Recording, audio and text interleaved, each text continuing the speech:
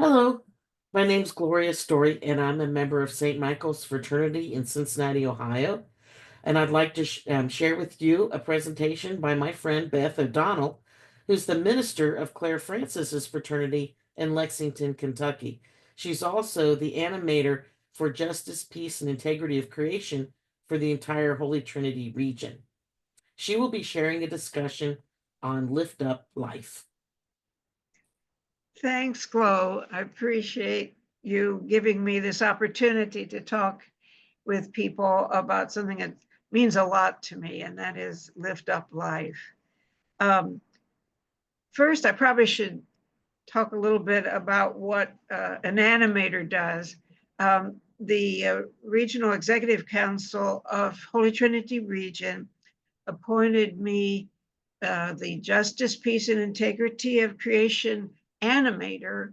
And an animator uh, is called to inspire fellow Franciscans to do what the Holy Spirit is calling us to do. And so the focus is, of course, justice and peace, as well as integrity of creation. And I know that that's maybe a little bit of a puzzle as a phrase, but I think of integrity of creation as as we as God's uh, created human beings want to be in right relationship with God. And one way to be in right relationship with God is to be in right relationship with his first revelation to us, which is his creation. So that's the way I look at that. And I guess things like caring for creation is a big part of that for all of us, including secular Franciscans. So now I'm going to go ahead and talk a little bit about Lift Up Life. And the focus of Lift Up Life is starting with the idea of what's next to protect children. And we worry that perhaps children will not get a chance for life. And this happens when people are tempted to take a child out of their womb and abort them. And we want to end that. We want to have the beginning of life to be honored and to be promoted. And so we ask ourselves, what can we do to help people to avoid the temptation to abort? But first, we have to ask ourselves, why do abortions happen? The answer to that is going to drive our strategy in helping people to lift up life rather than choose abortion. So we know there are two drivers to abortions. One is the supply and the other is the demand. And the supply side is the offering of the abortion. So where are we now on that? Well, supply side has legally been restricted in much of the United States. So it's not as easy to get an abortion, to have one supplied to you as it was once in the United States. But we ask ourselves, has this stopped abortions? And we have to answer that by saying we know it does not. The number of abortions in 2024 actually increased over the prior year.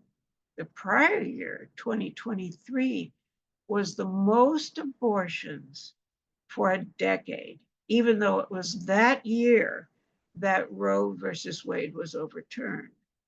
And as a consequence, our country's fertility rate has hit an historic low. So, can we apply strategies we've used before to reduce demand? I think we can, and I want to talk about that a little bit. proven strategies that we've used in the past in regard to restricting abortions, if we think about those strategies creatively, thinking outside the box, we can see we can apply those strategies not only on restricting supply, but reducing demand, which with the rise in the number of abortions, that's where we ought to be. So what is the biggest driver of the demand for abortions, and what can we do to reduce its power? Well, the biggest driver of the demand for abortions is the inability to provide for the child. There may be other reasons, but the biggest one is the inability to provide for the child. And here's some statistics which I think are really drive home that point. When women are asked, why are you seeking an abortion? The biggest percent is not financially prepared.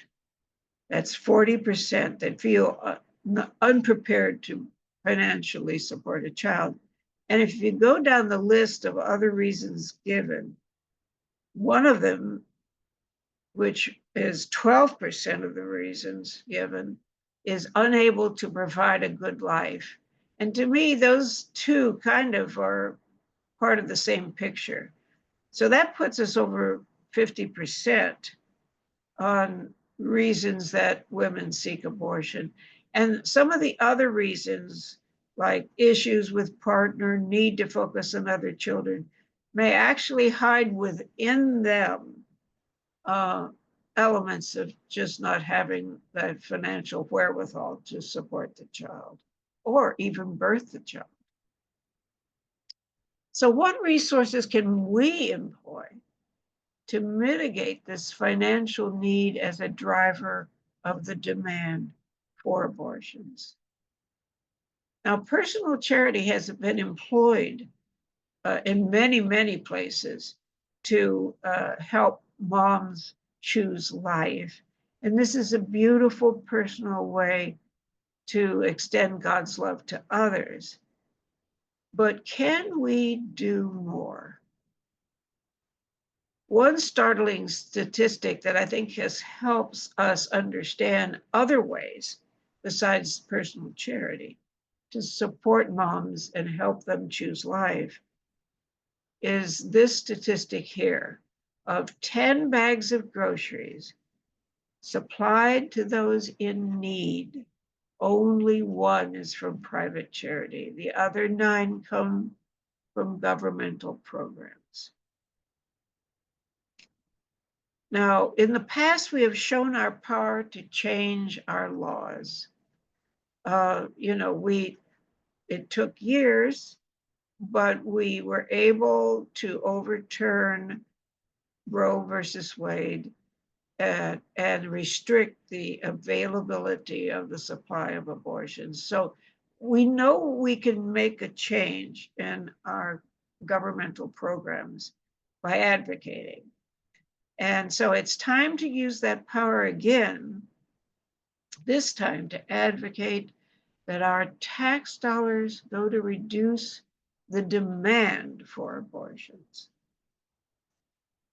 And so what programs is specifically would help the most to reduce the demand for abortions?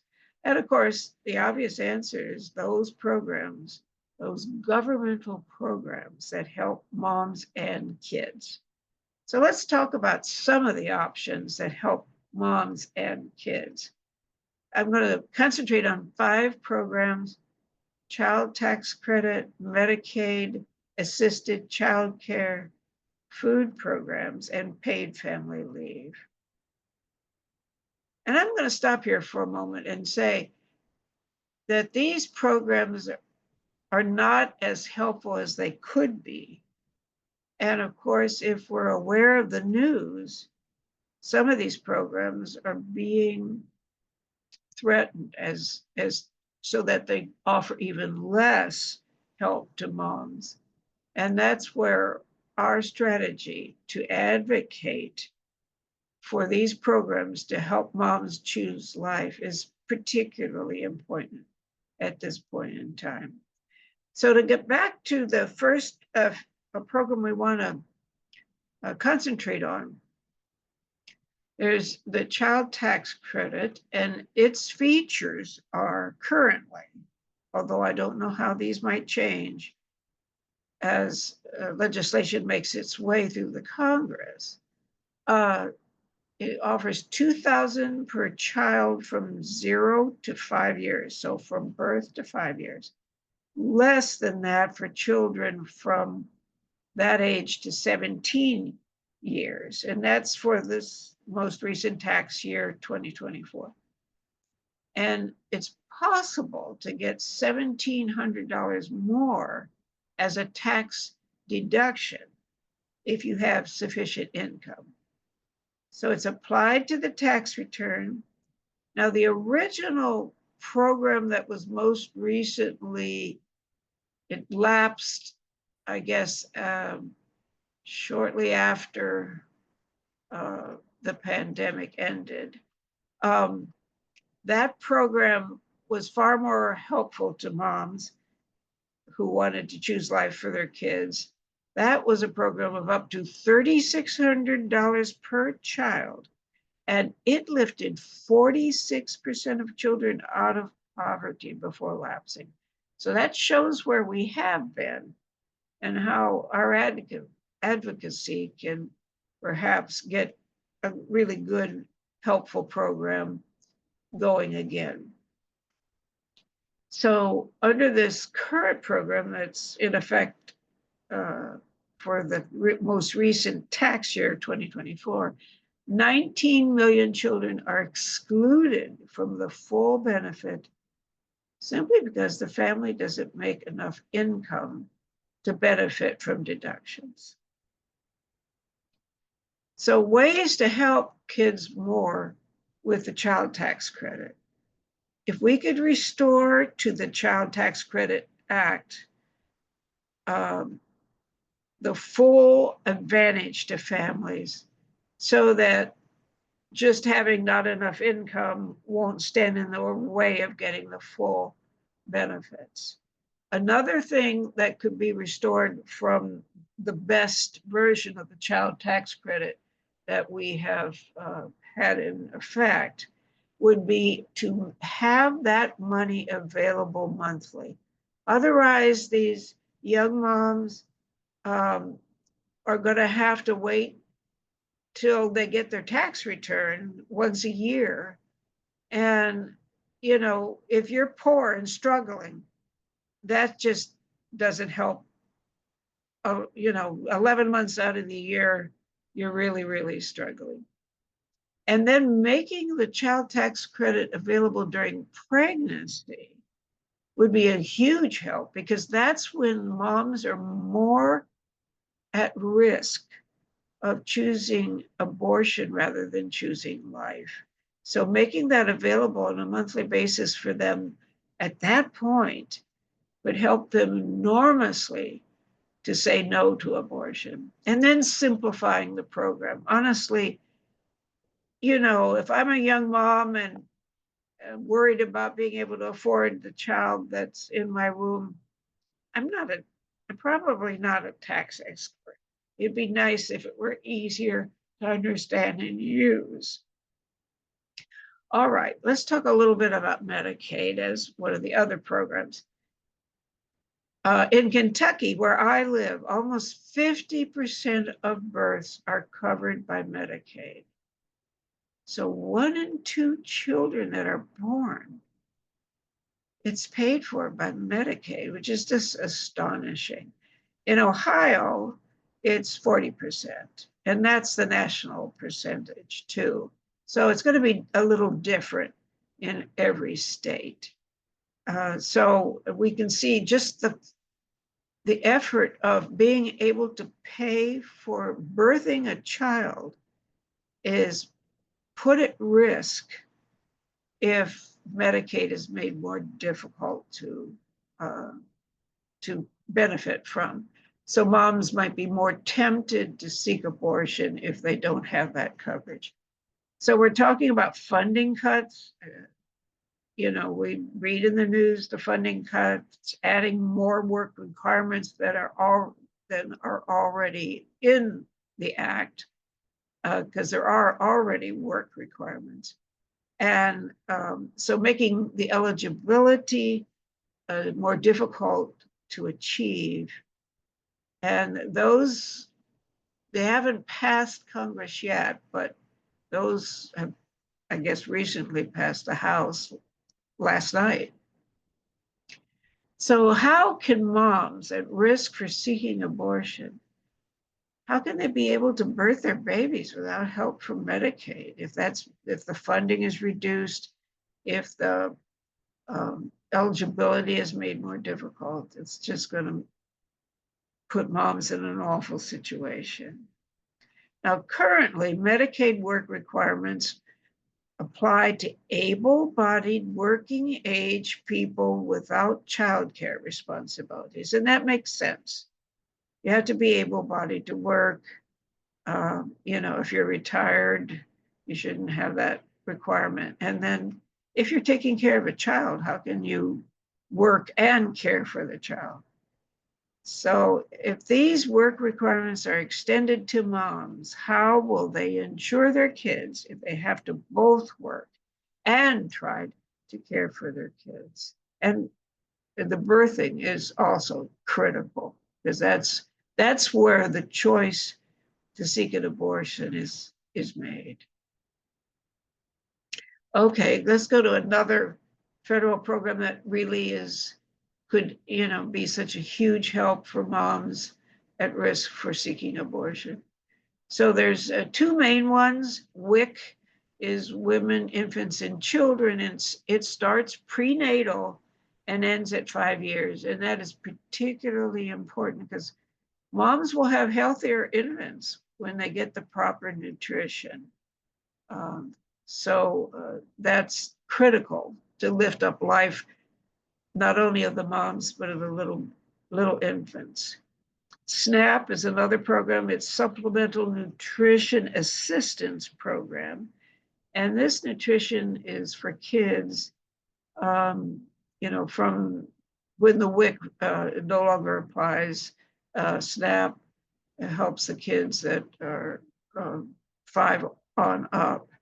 And being able to have food and not go to school hungry is so not only important for the health of the child, but for them to be able to thrive in school and not, engage in behavioral issues that come from just simply not having proper nutrition and being hungry. Now, it is part of the agriculture bill, and people may not realize this, that because these food programs that help moms and kids are part of the agriculture bill, that brings to a focus, it's really shows the broader scope of this, and that is that farmers are worried if the funding goes down on these food programs, that food they used to sell to the government, they grow it because they know they will have this stable market. Suddenly that market is gone and farmers will be suffering right along with the moms and the kids.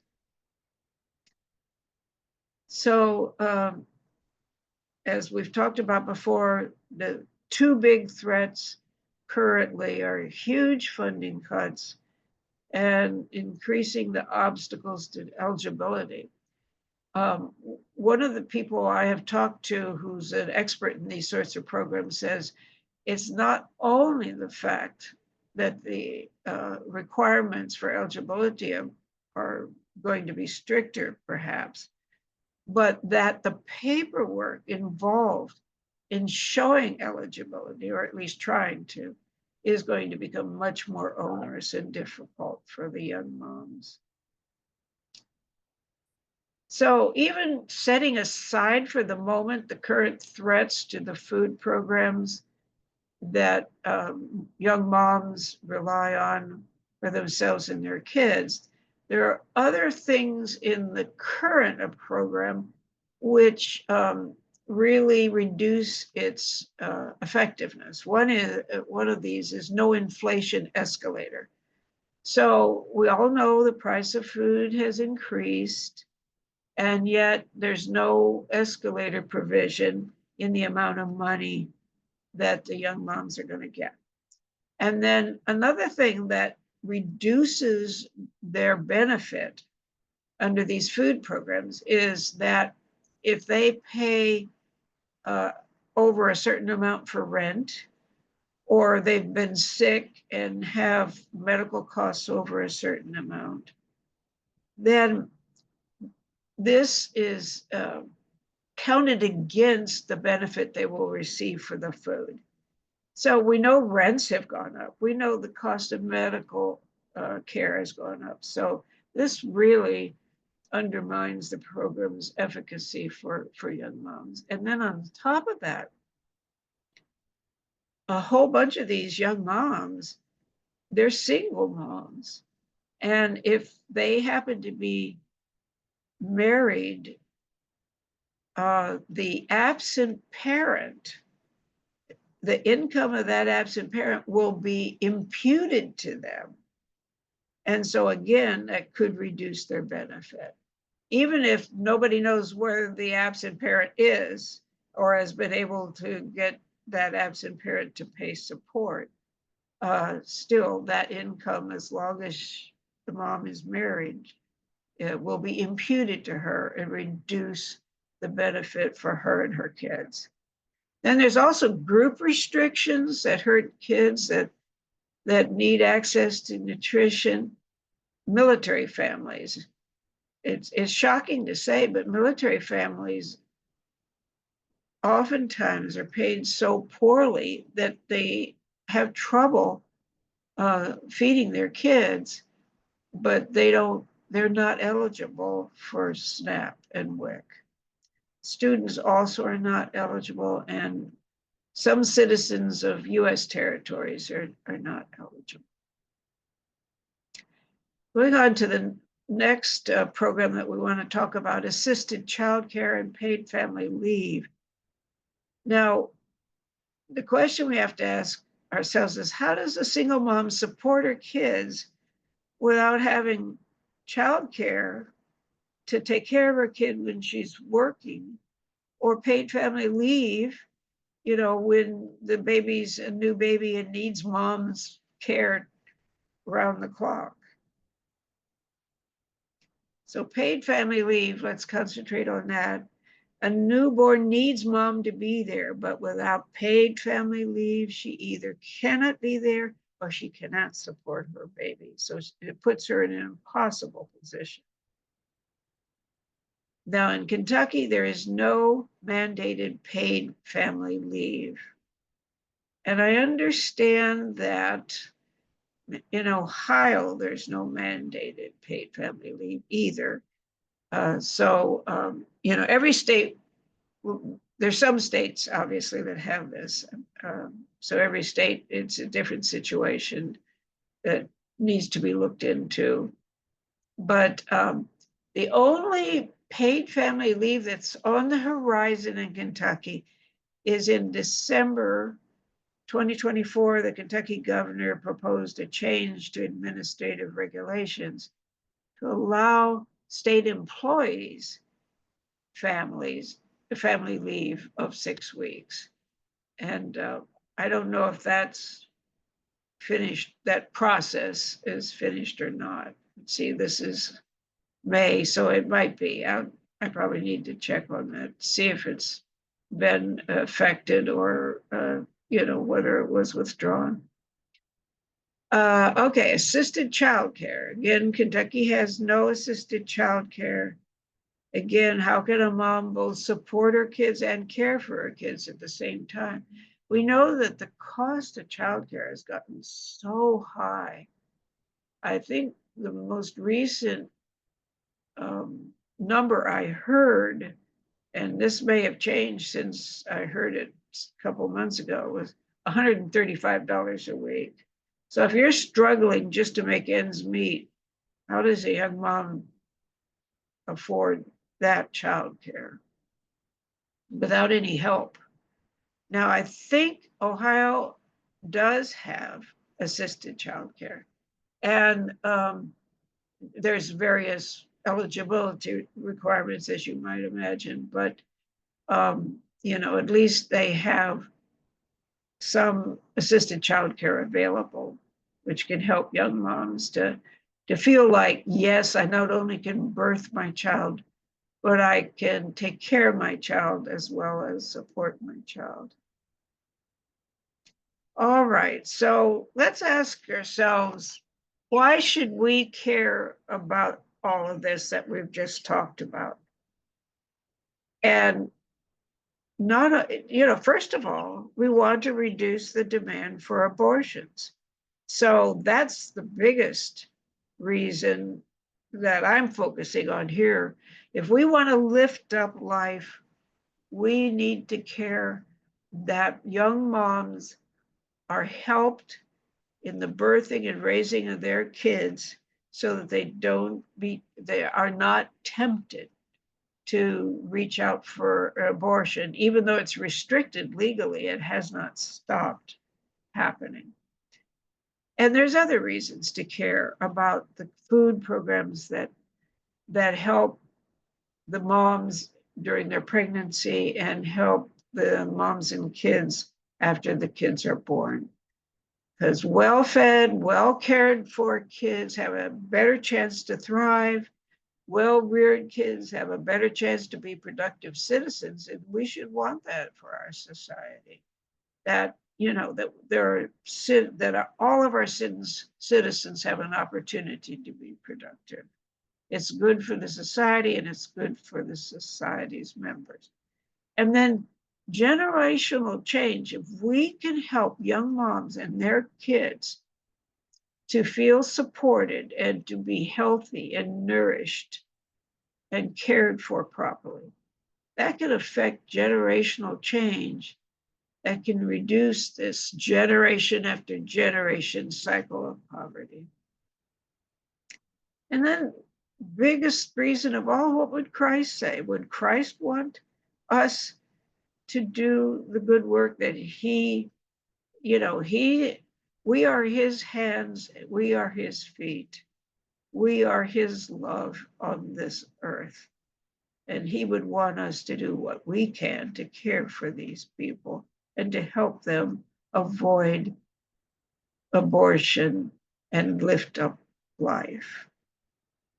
So we may be inspired by what we've talked about here, but that still leaves us with the question, how can we help? We may feel like, I don't know if I can make a difference. This stuff is complicated. Who do we trust to guide us? We are only a few. How can we make a difference? But let's remember, we are not alone. We can trust in prayer, pray with confidence.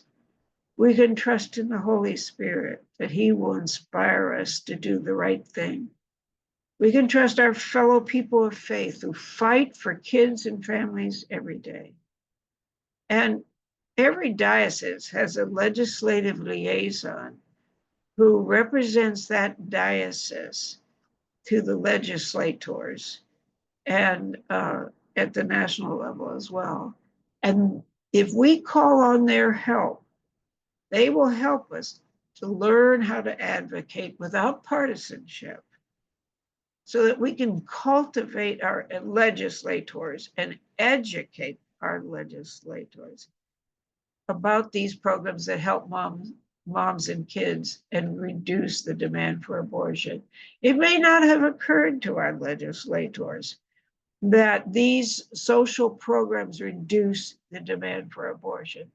Up to now, they have concentrating on restricting the availability of the supply of abortions. We need to help these educators understand that working on the demand side, reducing the demand for abortions is critical. And the biggest tool to do that is to help moms birth and raise their kids. Now, to succeed, it's important that we train ourselves so we focus our message so the legislators understand what we're saying here, what we're advocating for. And we have to be disciplined, we have to be discreet, we have to be polite, we have to be charitable. You know, we don't want to be some of those people that engage in the sort of uncivil discourse with our legislators. We want to treat our governmental representatives with respect and never act combative or be divisive, and assume that they share our values to lift up life and to, to reduce every year more and more the demand for abortion by giving our young women a choice that they know they'll be supported in birthing and in rearing their children, instead of thinking, oh my gosh, nobody's going to help me. I can't do this. I'm going to abort my child because I can't afford even to birth this child. So those are the really important aspects that we want to educate our legislators about. And we need training. If you're not trained on how to advocate with respect, it can go badly. We can not make our point, and our legislators will turn us off and say, we don't want to hear from these people. So learn to focus, learn to listen to the team captain, which is going to be our legislative liaisons work in concert with our diocesan legislative liaison. Learn to be respectful, the discipline not to lose temper, not to be incivil, and to never respond in kind if somebody questions us or says, oh, well, I'm not sure I agree with you about this, but always to treat them with respect and to trust the team captain who knows more about advocating than we do and will help us to advocate effectively. And as we've said before, the team captain is the diocesan legislative liaison. Finally, I think each of us needs to think about what talents God has given us and to use those talents in cultivating our legislators and advocating with them about the mission. So the mission is just starting for us. This is new. Concentrating on the demand side is new. We know the moms and babies need us. We can't stop now. Now that we know that what we can do to make a difference to reduce abortions, we can't stop now. And we are not alone. We are together. We are a team. And Christ is the real leader of our team. And we want to do his holy will. All right. That's the end of my program. I don't know if there's any questions. I'd be happy to answer any questions that might come up. This is great, Beth. I appreciate you sharing this talk with us. I did, while you were talking, do a quick Google search of which states have paid family leave. And according to Google, at least at this moment, as of April, or actually May of 2025, the states that have paid family leave are California, New York, New Jersey, and Rhode Island are among the first to have this responsibility for employers. In Kentucky, it's said that at least at this point, it's still voluntary for employers to provide insurance for that, but it's not mandatory. Yeah. Okay. Well, thank you for that update. I really appreciate that, Glo. Any other updates or questions? Not that I know of, but I think that um, we should all be looking to what we can do. And I think letters to our legislators as they're trying to figure out how to make the budgets work, is a first good start. And having this discussion can help us write really maybe more impactful letters that give them more than just stop this. I think that's the right approach of it can't just be just stop abortions and make it them all impossible, but there needs to be the next step, as you said, of how do we support families? If you really want abortion to end, then we need to have the support of families so that the life cycle is complete. Yeah, awesome, awesome talk, and I appreciate you taking the time. Thank you, Glo, and you certainly summarized that beautifully. Thank you. And appreciate everyone. And I hope that people take us up on this little project. Thank you very much. All right. You're welcome. It was my pleasure.